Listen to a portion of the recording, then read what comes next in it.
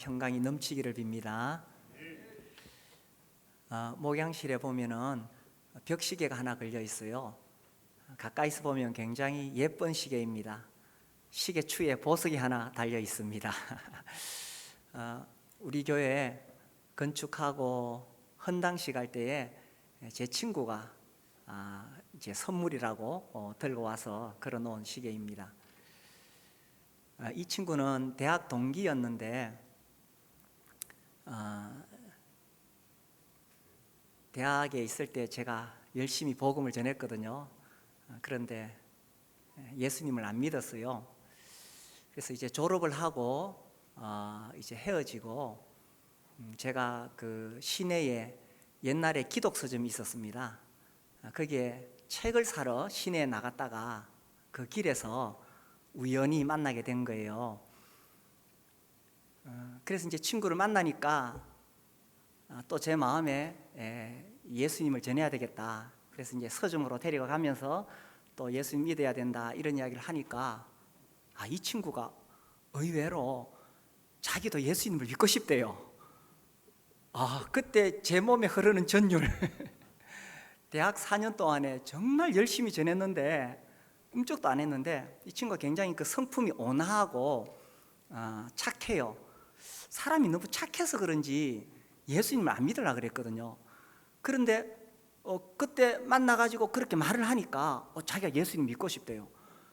이 막 순간적으로 온몸에 전율이 흐르는데 근데 이제 그 친구는 이제 경북 쪽으로 발령이 났고 저는 대구로 발령이 났거든요. 그래서 어떻게 만나기가 쉽지 않아요. 그래서 이번 방학 때에 청년들을 위한 CBF 캠프가 있는데 거기에 가라 하면서 제가 날짜하고 장소를 알려줬어요. 그래 알려주고도 이게 쉽지 않잖아요. 얘가 과연 혼자서 찾아갈 수 있을까? 그런데 이제 그 캠프가 끝나고 얘가 연락이 와가지고 예수님을 믿었대요. 구원을 받았대요. 그리고 지금은 구미에서 아주 신앙생활 잘하고 있습니다. 결혼해서 아들 낳고 잘 살고 있습니다. 그리고 우리가 예배당 이제 건축한다는 이야기를 듣고는 시계를 사들고 왔더라고요. 사실 그 친구를 거기서 만난다는 것은 쉬운 일이 아닙니다. 이미 경북으로 발령이 났고 저거는 대구로 발령이 났고요.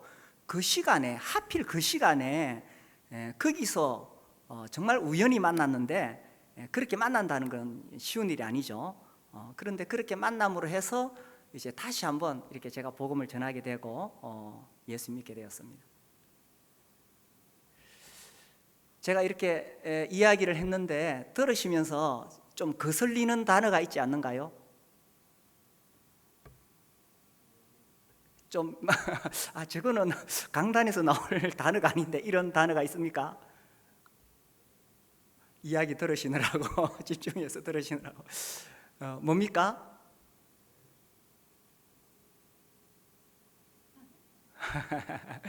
그 친구를 거기서 만난다는 건 정말 쉬운 일이 아니었습니다. 그 시간에 정말 우연히 만났어요. 우연이란 있을 수 없죠. 우리 하나님께서 그 친구를 구원하시려고 창세전에 예정하시고 또 대학 때 이제 저를 만나서 계속 도전을 받게 하시고 그러다가 정말 그 결정적인 시점에서 거기서 만난다는 건 정말 있을 수가 없는 일입니다. 그런데 거기서 이제 딱 만나게 되었던 거죠. 예수님을 믿는 우리는 압니다. 우주 만물을 창조하시고 운행하시는 하나님께서는 모든 것을 섭리 가운데 이끌어 가시지 우리에게 우연이란 있을 수가 없다는 거죠. 오늘 우리가 성경 본문에서 아브라함이 사람 셋을 만나는 이야기가 나옵니다. 이 18장에 보면 아브라함이 이 장막문에 앉아 있는데 2절에 눈을 들어보니까 맞은편에 사람 셋이 서 있었어요. 그래서 아브라함이 어떻게 했습니까? 2절에 보니까 보자마자 어떻게 했습니까? 곧 달려나가서 영접하고 몸을 땅에 굽혔습니다. 이거 정말 극진하게 인사를 드리는 거죠. 지금 이 사람 셋이 자기 집에 찾아온 것이 아닙니다. 그냥 그 문 앞에 서 있을 뿐인데 아브라함이 달려가서 정말 몸을 굽혀서 절을 했던 거죠. 이것이 그 시대, 고대 시대의 무슨 인사 예법인지는 모르겠지만 아무튼 아브라함은 정성을 다해서 그 사람 셋을 맞이합니다. 그리고 3절에 보니까 그냥 가지 마시라고, 그리고 4절에 보니까 물을 가져와서 당신들 발을 좀 씻으시라고, 그리고 5절에 보니까 내가 이 당신들을 위해서 정말 당신들이 나에게 오셨는데 그냥 보낼 수 없다, 떡을 대접하겠다 하면서 아주 적극적으로 나오고 있습니다. 이 사람 셋, 아브라함에게 찾아온 손님은 아니지만 아브라함이 정말 극진히 대접하죠. 그 여행하고 있는 여행객들 얼마나 불편하겠어요. 먼저 발을 씻으라고 합니다. 이런 이야기를 들을 때에 우리는 잘 이해 못할 수 있습니다. 우리 어디 가도 수도꼭지만 털면 물이 나와요. 그리고 삼천리반도 금수강산은 어디 가도 물이 있습니다. 그런데 여기는 이 중동 지역, 여기는 물이 없죠. 물이 굉장히 귀한 곳입니다. 근데 이 나그네에게 발 씻으라고 물을 주는 것은 아주 정말 극진한 대접입니다. 제가 1994년도에 중국을 한 달 정도 여행한 적이 있는데 여름에 방학 때 정말 더웠어요. 정말 더워서 막 온몸에 막 땀이 나고 하는데 거의 한 달 그냥 그렇게 살아갔는 거예요. 그러니까 여행 중에 이제 어떤 이제 예수님을 믿으려고 하는 그런 집이 있었는데 그 집에서 자기 집에 와서 샤워를 하래요. 이야, 이게 얼마나 고마운 말인지 모릅니다. 지금은 중국이 정말 이렇게 모든 게 다 편리하죠. 그런데 그때만 해도 중국은 정말 열악한 상태였습니다. 그리고 우리가 무슨 이렇게 여행지를 정해놓고 다니는 게 아니라 선교 여행을 다녔기 때문에 정말 피곤하고 힘들었거든요. 그 집에 가서 샤워를 하는데 그냥 막 한 달 동안에 피로가 싹 달아나는 거예요. 여기도 아브라함이 알았죠. 저 나그네들이 이 더운 지방에 여행할 때 얼마나 힘들까. 그래서 발을 씻고 가시라고 정말 이들에게 필요한 도움을 준 거죠. 그리고 여행하다 보니까 떡이 마른 떡이겠죠. 그러니까 자기가 이제 김이 나는 따뜻한 새떡을 대접하고 싶은 거예요. 그래서는 그것도 그냥 억지로 한 게 아니라 허락을 받습니다. 이렇게 해도 되겠습니까? 이 섬김이라는 것은 내가 하고 싶다고 해서 하면 안 되죠, 그죠? 정말 이 상대방의 자존심을 건드리면 안 되고 상대방에게 무례히하는 것도 섬김이 아닙니다. 그래서 정말 그들의 필요에 따라서 정말 이렇게 마음으로 정성을 다해서 이렇게 섬긴 거죠. 그래서 이제 허락을 받아가지고 6절에 보니까 아브라함이 급히 가서 가루를 가져와서 반죽을 하고 송아지 내어다가 잡고, 저는 이 장면 읽을 때마다 늘 궁금했어요. 아니, 송아지를 아무리 급히 잡아도 이게 요리로 나오는데 시간이 얼마나 걸릴까? 식육점에서 고기 사다 와서 요리해도 시간이 걸리는데, 근데 제가 이 사람들에게 좀 물어보니까 이 숙달된 사람은 한 30-40분 하면 송아지 잡아가지고 고기 딱 낼 수 있대요. 그래서 급히 잡아가지고 요리를 해서 이제 그들 앞에 차려놓고 그들이 먹도록 합니다. 자, 보세요. 아브라함이 이 사람 셋이 하나님인 줄 알았을까요? 몰랐을까요? 우리가 여기까지 쭉 읽어보면 사람 셋이라고만 되어 있지 하나님이라는 사실을 모릅니다. 그리고 이제 히브리서 13장에 보면 또 이런 말씀이 있어요. 히브리서 13장 1절, 형제 사랑하기를 계속하고 손님 대접하기를 잊지 말라. 13장 2절에 보면 이로써 부지 중에 천사들을 대접한 이들이 있었느니라, 이렇게 나옵니다. 부지 중에 천사인 줄 알지 못하고 그렇게 대접을 했다라는 것입니다. 고대 시대에는 이 나그네를 접대하는 것이 아주 미덕이었고 또 정말 기꺼이 그렇게 하려고 했습니다. 요즘은 낯선 사람들한테 친절을 잘못 베풀면 좀 위험한 시대죠. 전에 왜 이런 일도 있었잖아요. 봉고차, 우리는 봉고차로 통하죠. 봉고차가 갑자기 길을 멈추고 어떤 학생한테 우리 어디 가는데 길 좀 알려달라. 그 학생이 알려주니까 여기 올라타서 좀 알려달라. 이랬다가 뭐 납치당한 그런 이야기, 뭐 사실인지 아닌지 그런 이야기가 나돌고 있죠. 그래서 지금은 이 잘 모르는 사람에게는 친절을 베푸는 것도 위험한 그런 시대입니다. 그러나 이 고대 시대에 나그네를 접대하는 것은 미덕이었고, 그때에 이 아브라함이 이 사람들을 접대할 때 무슨 어떤 대가를 바라고 한 게 아니에요. 그냥 순수한 동기였습니다. 저 사람들이 여행하는데 얼마나 피곤하고 힘들까. 그야말로 아주 순수한 동기로 그들을 접대했다는 겁니다. 만약에 하나님인 줄 알았다면 당연히 했겠죠. 마태복음 25장에 보면 예수님께서 이런 비유를 말씀하시죠. 마지막 임금님이, 양과 염소의 비유 보면 그죠? 임금님이 사람들에게 말합니다. 너희들은 내가 줄일 때에 먹을 것을 주었고, 목마를 때에 마실 것을 주었고, 나그네 되었을 때 영접하였고, 헐벗을 때 옷을 입혔고, 병들었을 때 돌보았고, 옥에 갇혔을 때 나를 찾아와서 보았다. 그러니까 이 사람들이 깜짝 놀랍니다. 아이고 임금님, 우리가 언제 임금님이 그렇게 음식 줄일 때에 우리가 음식을 갖다 드렸고, 또 목마를 때 마실 걸 갖다 드렸고, 언제 그렇게 돌봐드렸습니까? 그때 임금님이 뭐라 그러셨어요? 이 지극히 작은 자 중에 한 사람에게 한 것이 곧 누구에게 한 거라고요? 임금님 자기에게 한 것 같다, 이렇게 말씀하셨어요. 그러면서 그 임금님이 이렇게 말씀하시죠. 아버지께 복받을 자들이여, 나와 창세로부터 너희를 위하여 예비된 나라를 상속받으라 하면서 엄청난 복을 주십니다. 물론 이 비유는 뭐 교리적으로 또 뭐 이렇게 그렇게 해석할 수도 있지만, 그러나 이 비유를 통해서 말씀하시고자 하시는 주님의 말씀은 지극히 작은 자 중에 한 사람에게 한 것이 주님에게 한 것과 같다는 거예요. 정말 내가 봤을 때 도움이 필요한 사람, 어려운 사람, 나는 그냥 어떤 대가를 바라고 한 게 아니에요. 순수한 마음으로 그렇게 했는데 주님은 그렇게 말씀하셨다는 거예요. 만약에 알았다면 당연히 잘했죠.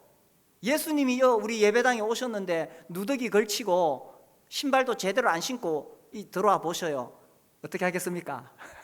당장 백화점 모시고 가가지고 최고급 옷으로 입혀드리고 신발 최고로 좋은 거, 그리고 막 대구 최고 좋은 식당에 예약해서 그죠? 음식 접대 안 하겠어요? 예수님이 저 한미병원에, 여기 무슨 병원입니까? 그 병원에 입원하셔봐요. 가만히 있을 사람 있는가?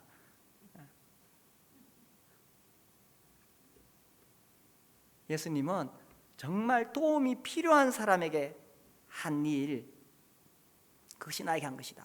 이 아브라함은 정말 도움이 필요한 이 나그네들에게 그렇게 그들의 필요를 채워 주었다는 것입니다. 오늘 내가 만난 그 사람,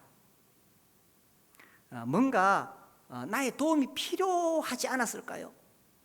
우리가 무심코 지나가다 보면 모를 수 있지만 가만히 생각해 보면 그 사람의 지금 나의 도움이 필요하지 않았을까요? 이 아브라함은 그 당시에 여행하는 여행객들에게 뭐가 필요한지를 알았기 때문에 그렇게 해줄 수가 있었다는 것입니다. 우리 교회 그 하나님을 경험하는 삶 공부 계속 하고 있는데, 저는 할 때마다 늘 그 책에서 같은 말인데도 참 저에게 교훈이 되는 것을 발견합니다. 그 첫 번째 단계가, 하나님은 항상 당신 주위에서 일하고 계십니다. 하나님은 항상 당신 주위에서 일하고 계십니다. 그런데 우리가 잘 모르니까 그냥 지나가잖아요. 정말 그들에게 어떤 도움이 필요한데 모르고 지나간다는 사실입니다. 특별히 특별히 그 헨리 블랙가비가 이런 말을 합니다. 누군가 어떤 영적인 것에 대해서 질문을 한다거나 어떤 영적인 것에서 관심을 가지고 있으면 그것은 하나님이 하시는 일이다. 그 사람에게 기회를 놓치지 말고 하나님에 대해서 소개해 줄 수 있어야 된다. 그러니까 우리가 이제 직장에 있다 보면 누군가 그런 이야기 하잖아요. 교회 이야기 그냥 하잖아요. 그죠? 나 교회 한번 가보고 싶다든지 혹은 어떤 영적인 것에 대해서 말할 수 있습니다. 그것이 우연이 아니고 하나님이 하고 계신다는 거예요. 그때에 내가 어떻게 그의 필요를 채워줄 수 있느냐 하는 것입니다. 그래서 우리가 오늘 만난 그 사람 우연이었느냐? 우리의 만남은 뭐가 아니라고요? 우연이 아닙니다. 그래서 혹시 오늘 만난 그 사람 나의 섬김이 필요하지 않는가? 나의 도움이 필요하지 않는가? 하는 거죠. 자, 그래서 여기 이제 8절까지 보니까 아브라함이 그 사람 셋을 그들의 필요에 따라 잘 접대를 했습니다. 9절, 이렇게 접대한 그 섬김의 열매가 나오는데요. 9절, 그들이 아브라함에게 이르되 네 아내 사라가 어디 있느냐? 자, 이 사람들이 사라를 왜 찾았을까요? 사라를 왜 찾았을까요? 이게 이제 우리가 읽어보면은 창세기 17장과 18장에서 하나님께서 하시는 일이 나옵니다. 아브라함이 100세의 아들 이삭을 낳게 되죠. 근데 사실 100살 된 사람이 아들 낳는다는 건 믿을 수가 없는 일입니다. 그래서 17장에 보면 하나님께서 아브라함에게 그 약속을 분명하게 해주십니다. 17장 16절에 보면 내가 그에게 복을 주어 그가 네게 아들을 낳아 주게 하며 내가 그에게 복을 주어 그를 여러 민족의 어머니가 되게 하리니 민족의 여러 왕이 그에게서 나리라. 17절, 아브라함이 엎드려 웃으며 마음속으로 이르되 100세 된 사람이 어찌 자식을 낳을까? 사라는 90세니 어찌 출산하리요? 남편은 100살, 아내는 90살. 이거 있을 수가 없는 일입니다. 그래서 여기 보면 하나님께서 아브라함에게 아니야, 내가 아들을 줄 거야 하고 그렇게 분명하게 약속을 하셨어요. 그리고 이제 17장에서 아브라함을 만나시고 이제 18장에서는 누구를 만나느냐? 사라를 만나시는 거예요. 처음에 이제 다시 18장 들어왔어요. 18장 10절, 그가 이르시되 내년 이맘때에 내가 반드시 네게로 돌아오리니 네 아내 사라에게 아들이 있으리라 하시니 사라가 그 뒤 장막문에서 들었더라. 이 사라가 아들을 낳을 것이라고 하니까 사라가 믿었어요, 안 믿었어요? 안 믿었어요. 11절 보세요. 아브라함과 사라는 나이가 많아 어떻습니까? 늙었고 몇 살입니까? 100살 90살. 사라에게는 여성의 생리가 끊어졌는지라. 아기 낳을 수 있어요, 없어요? 없어요. 12절, 사라가 속으로 웃고 이르되 아이고 내가 이래 노쇠하였고 내 주인도 늙었으니 내게 무슨 즐거움이 있으리요? 이거 도저히 불가능하다는 이야기입니다. 13절, 여호와께서 아브라함에게 이르시되 사라가 왜 웃으며 이르기를 내가 늙었거늘 어떻게 아들을 낳으리요 하느냐? 하나님 다 들으시죠. 14절, 여호와께 능치 못한 일이 있겠느냐? 기한이 이를 때 내가 네게로 돌아오리니 사라에게 아들이 있으리라 하면서 말씀하십니다. 자, 보세요. 하나님은 하나님의 크신 계획을 이루어 가십니다. 하나님께서 어떤 일을 하시기로 작정을 하시면 그 일은 이루어질까요? 안 이루어질까요? 이루어지죠. 그런데 하나님의 작정이 이루어지는 과정 속에서 또 필요한 게 있어요. 뭡니까?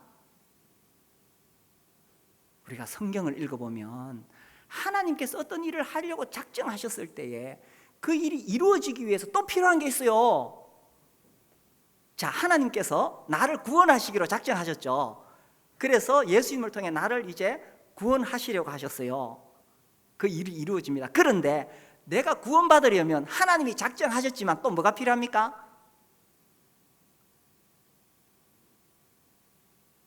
하나님이 나를 구원하시기로 작정하셨지만 또 뭐가 필요해요? 내가 어떻게 됩니까? 믿어야 되죠. 나의 믿음이 필요한 거예요. 항상 하나님의 작정과 인간의 믿음이 합쳐져야 하나님 역사가 일어나는 겁니다. 이제 하나님께서는 아브라함과 사라를 통해 아들을 주시겠다고 작정하셨지만 그것이 이루어지기 위해서는 아브라함과 사라의 믿음이 필요한 거예요. 맞습니까? 그래서 17장에서 아브라함을 찾아오시고 18장에서 사라를 찾아오셨는데 17장과 18장만 읽어봐서는 아브라함과 사라가 믿었는지 안 믿었는지 잘 몰라요. 그런데 믿었습니까? 믿었습니까? 믿었어요. 아브라함의 믿음은 로마서 4장에 나오죠. 우리가 로마서 4장을 딱 보니까 아브라함이 믿었다고 돼 있거든요. 로마서 4장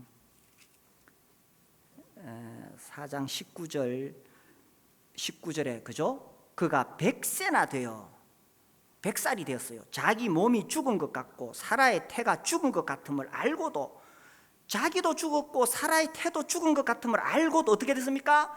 믿음이 약하여지지 아니하고. 자, 아브라함이 처음부터 이래 믿음이 있었습니까?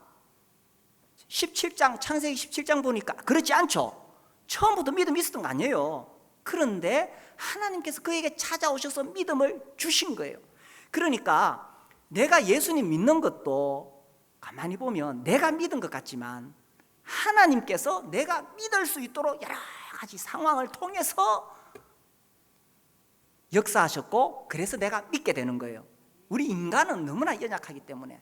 그래서 아브라함도 우리는 믿음의 조상이라 하지만 17장에 보니까 못 믿었어요.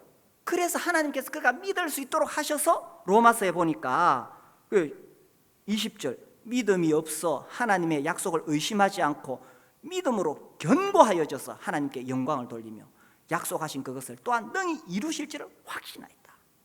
그래서 아브라함이 믿을 수 있도록 하셔서 결국은 아브라함이 믿었고, 그 결과로 이 아브라함이 아들 낳은 거예요. 어떻게 이해가 되고 있습니까? 제가 아침에 너무 흥분했나요? 자, 다음, 아브라함만 믿으면 돼요, 안 돼요? 아들을 낳으려면 또 누가 믿어야 돼요? 사라. 그래서 18장에 사라에게 찾아오신 거죠. 그래서 사라가 믿었어요, 안 믿었어요? 18장에 보니까 안 믿었죠. 히브리서 11장 11절 보세요. 히브리서 11장 11절 보시면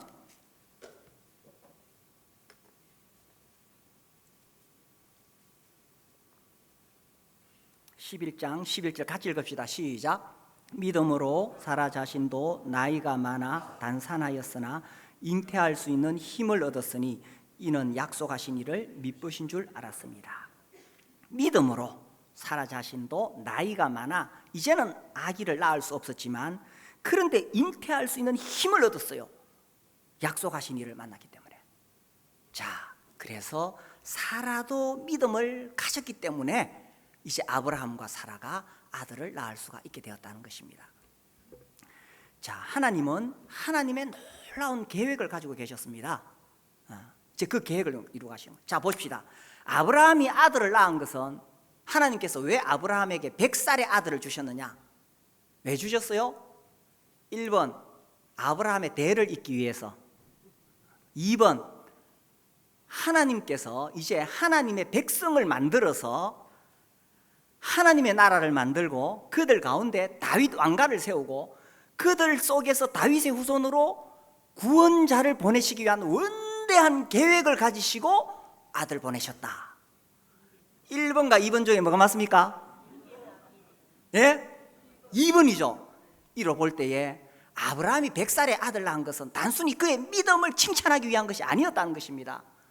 이것은 하나님께서 인류를 구원하기 위한 완대한 계획 가운데 일어난 일이라는 거예요. 그렇죠? 자, 그런 계획 가운데 이제 문제는 아브라함과 사라가 믿음을 가져야 이 일이 이루어지는 거예요. 그래서 17장에서 아브라함을 만나시고 이제 18장에서 누구를 만나야 된다고요? 누구를? 사라를 만나러 오시는 거예요. 왜 이 18장 19절에 사라를 찾았느냐 하는 것입니다. 그래서 이 18장이 정말 중요하다는 거죠. 자, 그렇다면 보세요. 아브라함의 그 장막 문 앞에 사람 셋이 서 있었어요. 그 사람 셋이 왜 하필 아브라함의 장막 문 앞에 있었을까요? 1번, 이제 19장에 보면 소돔으로 가거든요. 소돔 가는 길에 우연히 거기 서 있었다. 2번, 사라를 만날 생각을 하고 오셨다. 뭐가 맞습니까? 2번, 답은 항상 2번입니다. 그런데 만약에 아브라함이 사람 3명 서 있네, 여행하는가 보네, 아이고 힘들겠다, 가만히 있었으면 어떻게 되었을까요? 물론 하나님의 역사는 우리가 다 이해할 수 없지만 아브라함은 그 아무것도 몰랐어요. 단지 아브라함은 뭘 알았느냐, 저 여행하는 사람들 참 피곤하겠구나, 발이라도 좀 씻고 가고 먹을 거라도 좀 대접해야 되겠다, 요 마음 알았는 거예요. 그들이 하나님인 줄 알았으면, 사라를 만나러 온 줄 알았으면 당연히 아브라함이 이렇게 접대했겠죠. 그건 몰랐어요. 그냥 그들의 필요를 채워주고 싶은 마음뿐이었다는 것입니다. 그런데 그들을 섬겼기 때문에 이제 하나님의 계획이 매우 순조롭게 진행이 되어져서 사라를 만나고 사라가 믿음을 가지게 되었죠. 그래서 아들을 낳았죠. 그 아들을 낳은 것이 단순히 아브라함 노년의 대를 잇는 문제가 아니었다는 것입니다. 그 아들을 통해서 12지파, 그 다음에 다윗 왕가, 그 다음에 메시아 계보, 그 다음에 하나님이 인류를 구원하시고자 하시는 메시아가 오시게 되었다는 겁니다. 그러니까 아브라함은 자기도 모르게 하나님의 인류를 구원하시고자 하시는 그 구속 계획에 자기도 모르게 참여하게 되었다는 이야기입니다. 자, 오늘 내가 만난 그 사람, 이제 오늘 우리가 이제 오후에 운동회 하면서 또 우리 성도들 서로 만나게 되죠. 또 내일 출근하면 직장에서 뭐 늘 만나는 그 직장 동료를 만날 수도 있고, 혹은 갑자기 뭐 연락이 끊어졌던 친구가 연락이 오기도 할 수 있고요. 뭐 그럴 수 있습니다. 그런데 오늘 내가 만난 그 사람, 그냥 우연일까? 아니면 이 친구도 하나님의 크신 섭리 가운데 있는 건 아닐까? 혹시나 그 친구에게 뭔가 내가 도와줄 수 있는 일이 없을까? 그 친구의 필요를 내가 채워줄 수 있는 게 없을까 하는 것입니다.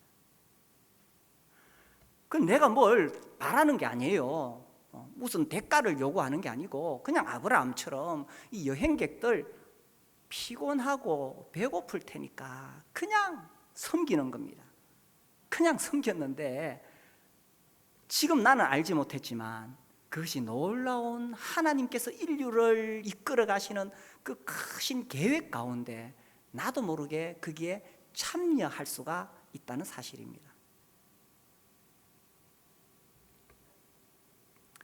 자, 그래서 우리가 만나는 사람들, 우리에게 일어나는 일들이 우연일까 하는 거죠. 우연일까? 성경에 우연이라는 단어가 나오죠. 한번 찾아볼까요? 룻기서 2장을 보겠습니다.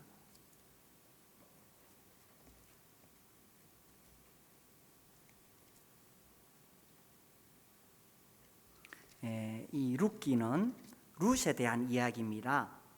룻은 모압 여인으로서 이방 며느리입니다. 그 이방 며느리가 시어머니 따라서 이제 유대 땅으로 올라왔지요.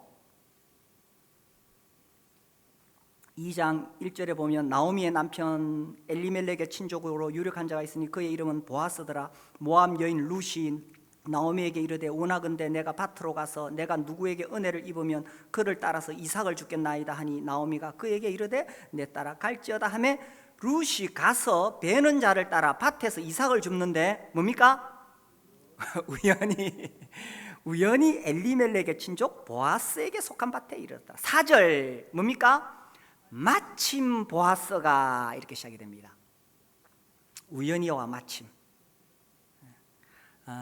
이 모압 여인 룻은 사실 그 시어머니 따라왔지만 이 베들레헴에서 먹고 살 길이 없습니다.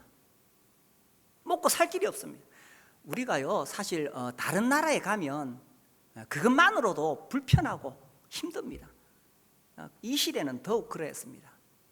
그래서 이 먹고 살 길이 없는데 이제 추수가 끝나면은 추수하고 이렇게 흘린 이삭 있잖아요.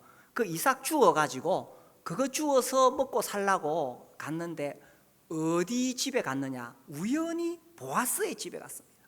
우연히. 보아스는 그 룻이 자기 밭에 온 것은 정말 우연이죠. 우연히 왔던 거예요. 그리고 마침 그때 또 보아스가 거기 가서 만났는 거예요. 만나서 룻을 보니까 이방 여인 룻이 참 이렇게 처근해 보였는 거예요.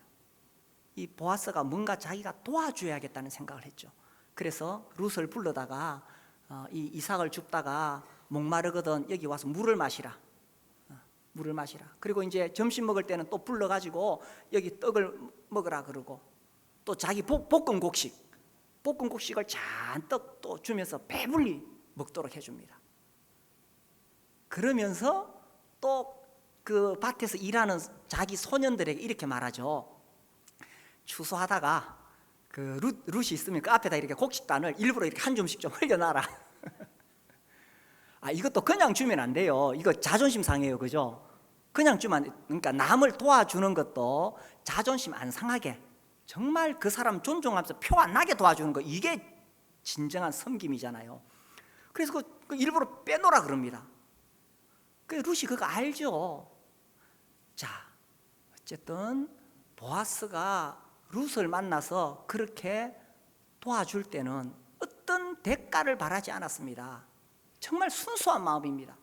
그 이방 여인에게 뭐가 필요한지를 알았기 때문에 그의 필요를 채워주고 싶은 그런 순수한 동기에서 이렇게 채워주는 거예요. 그런데 우리가 이제 성경을 읽다 보면 놀라운 장면을 보게 되죠. 이 룻이 바로 누굽니까? 다윗의 누가 됩니까? 정조 할머니가 돼요. 이 보아스와 룻이 결혼해서 이제 나중에 이 다윗 왕가의 조상이 되는 겁니다. 처음에 성경을 읽을 때는 사사기 읽다가 룻기가 왜 나오지? 의아하게 생각합니다. 근데 룻기를 다 읽어보면 뒷장면에 이제 다윗의 계보가 쫙 나오죠. 이 성경에 왜 룻기가 들어와 있느냐? 다윗의 계보를 밝히는 건 너무나 중요하기 때문에. 왜 중요하냐?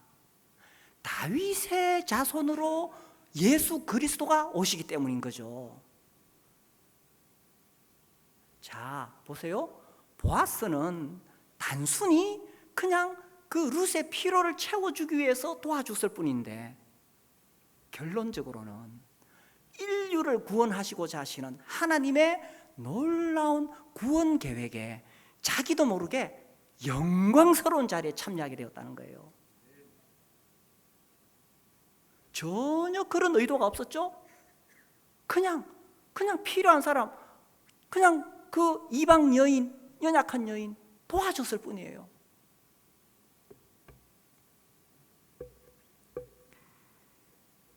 그가 그렇게 도와준 것이 이렇게 놀라운 축복을 가져올 줄 어떻게 알았을까요? 우리가 하루하루 살아갑니다.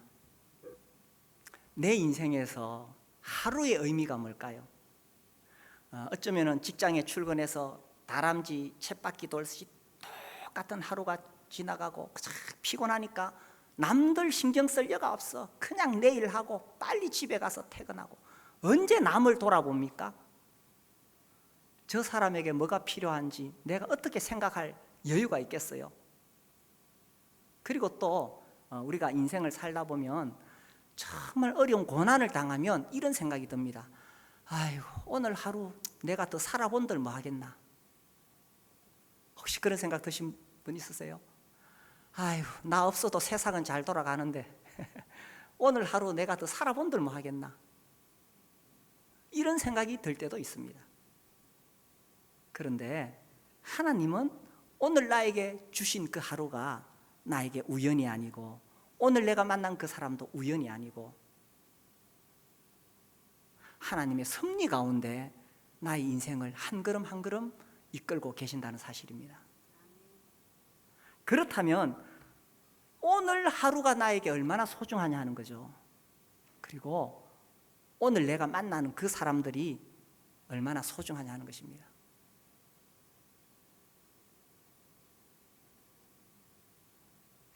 혹시 오늘 내가 만난 그 사람에게 어떤 나의 도움이 필요하지 않을까요?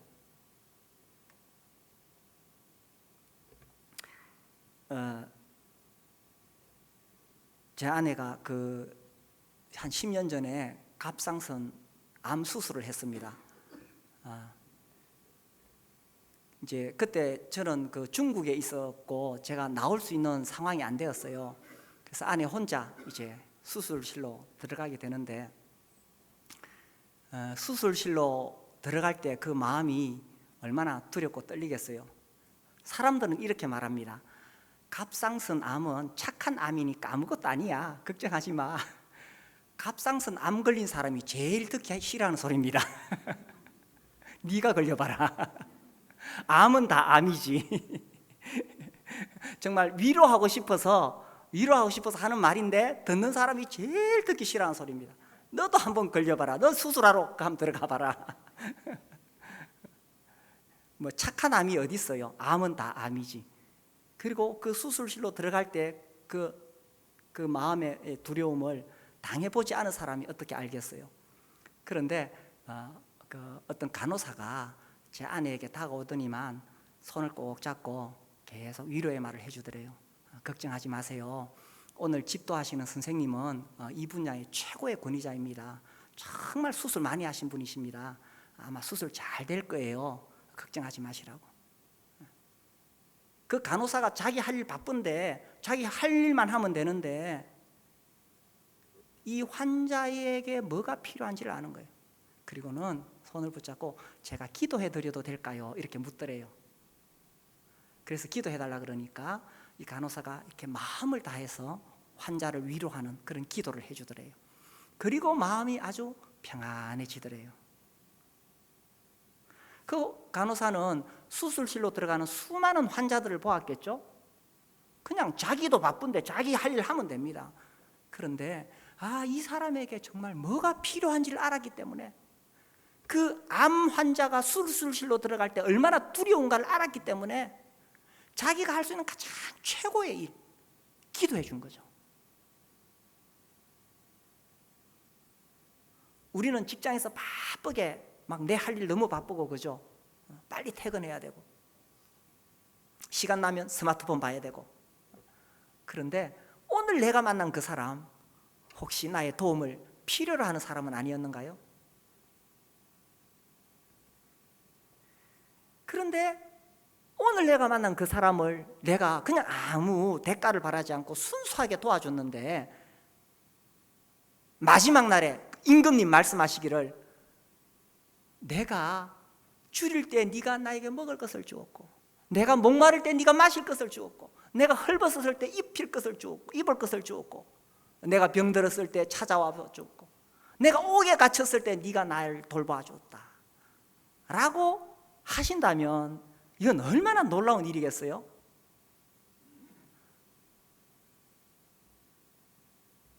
그래서 오늘 우리 오예제 가을 운동회 하고 또 내일 출근하시죠. 우리가 오늘 나에게 오늘을 주셨는데 이 오늘 하루하루 동안에 하나님의 섭리가 나 삶 가운데 어떻게 이루어지고 있는가요? 그리고 내가 만난 그 사람 어떤 도움이 필요할까요? 내가 주님 앞에 바르게 반응할 때에 나도 모르게 하나님의 놀라운 구속 계획에 참여하는 그런 귀한 하루하루를 사시게 되기를 바랍니다.